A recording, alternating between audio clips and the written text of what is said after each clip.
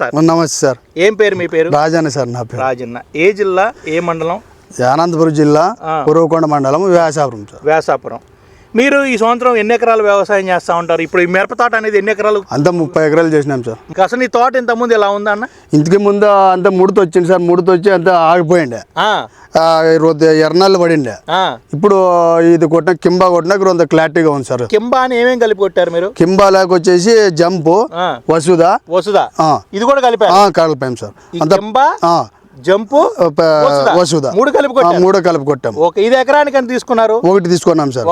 Jump 40 గ్రాములు తీసుకున్నాం. 40 గ్రాములు.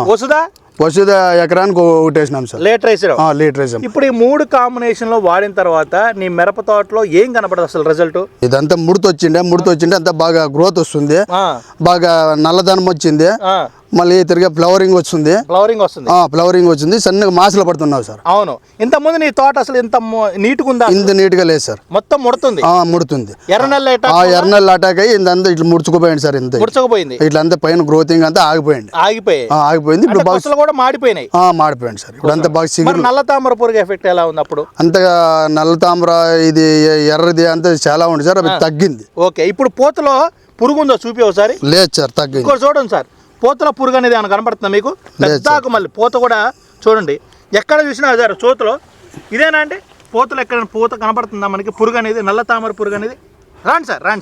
లేదు సార్, ఎక్కడ లేదు సార్. తర్వాత మొత్తం అనేది పోయిందా లేదా? పోయింది సార్, బాగా క్లారిటీగా ఉంది. చూడండి, బాగుంది సార్. చూడండి, ఎక్కడ చూసినా కూడా మీకు లేదు సార్. అవునా కాదా? అవును సార్, బాగా క్లారిటీగా. మీకు రైతైనా కొట్టుకోవచ్చు. ఎందుకు కొట్టుకోవచ్చు రైతు? అంటే చాలా బాగుంటుంది. బాగుంటాం అంటే ఏంటి అసలు?